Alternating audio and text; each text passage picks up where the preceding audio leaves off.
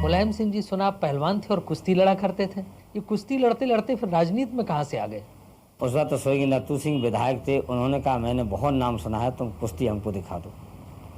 तो हम कुश्ती लड़ गए और उनको कुश्ती हमारी पसंद आ गई। उसी दिन से वो हमसे प्रभावित हो गए और आगे चल कर के उन्होंने ही अपने मन से मुझसे कहा कि अब मेरी जगह आपको चुनाव लड़ना पड़ेगा। हम चुनाव लड़े, उन्होंने लड़ाया और 1967 में पहली बार हम विधायक बने। आप 8 बार एमएलए एमएलसी रह चुके, अब लखनऊ छोड़कर दिल्ली क्यों नहीं आ जाते नेशनल पॉलिटिक्स में? अभी दिल्ली आने का मैंने सोचा नहीं था, लेकिन अब मैंने ये जरूर सोचा है कि दिल्ली में समाजवादी पार्टी के लोगों को ज़्यादा से ज़्यादा पहुंचाएगी। हमारा लक्ष्य है कि अब जो दिल्ली में प्रधानमंत्री बने वो समाजवादी पार्टी के समर्थन से बने, हमारी मर्जी का प्रधानमंत्री हो, ये हमारी इच्छा है और इसलिए हम पूरी शक्ति अब पार्लियामेंट के चुनाव में लगा दी है। आपने एक बार कहा था जब आपको चंद्रशेखर जी गृह मंत्री बना रहे थे दिल्ली में कि हम लखनऊ में मूंगफली बेच लेंगे लेकिन दिल्ली नहीं जाएंगे। ये सही है, चंद्रशेखर जी ने हमसे कहा था, लेकिन जब चंद्रशेखर जी को हमने समझा दिया कि अभी हमें लखनऊ ही रहने दीजिए तो वो मान गए थे। अच्छा, आप अपनी पार्टी को गरीबों की पार्टी कहते हैं, लेकिन आपका जो दफ्तर है लखनऊ में 5 स्टार होटल जैसा लगता है। अब समाजवाद के माने ये तो नहीं कि गंदगी रखना चाहिए, तो अगर साफ़ सुथरा बना दिया है दफ्तर तो क्या हम उसमें बैठेंगे? वहाँ तो गरीबी लोग आएंगे, तो गरीबों को भी कभी कभी अच्छी इमारत अगर मिल जाए तो क्या बुरा है। आप तो कहते हैं कि आपकी सरकार पिछड़ों की सरकार थी, जो जिसमें दलित और पिछड़ों की बात मानी जाती थी, लेकिन आप पर आरोप है कि आपकी सरकार को उद्योगपति संजय डालमिया, राज बब्बर और अमर सिंह चलाते थे। ये पूरी तरह से गलत है।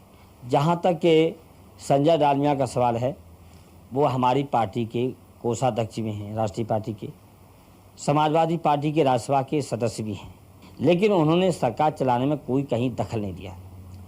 जहाँ तक दूसरा आपने नाम लिया है राज बब्बर का, उन्होंने बेहतर समाजवादी पार्टी को समझा और समाजवादी पार्टी में शामिल हो गए और राज्यसभा के मेंबर भी हैं, तो स्वाभाविक है वो तो हमारी पार्टी के साथियों में से हैं, लेकिन उन्होंने भी इस सरकार में दखलंदाजी का कोई काम नहीं किया। अगर मान भी लिया जाए कि राज बब्बर और संजय डालमिया का इसमें हाथ था, तो क्या गलती थी? जब मुलायम सिंह जी की राजनीतिक मुसीबत का वक्त था, जब बड़े बड़े दिग्गज और महारथी उनका साथ नहीं दे रहे थे, संजय डालमिया ने कंधे से कंधे मिला के उनका साथ दिया। राज बब्बर ने उनकी जनसभाओं में और हर जगह उनके साथ राजनीतिक सहयोग और सहकारिता की बात रखी। आजकल सुना आप अपर कास्ट के लोगों को खुश करने की कोशिश में सभाओं में बैकवर्ड से हाथ उठाते हैं कि अपर कास्ट के लोगों को गाली नहीं देंगे।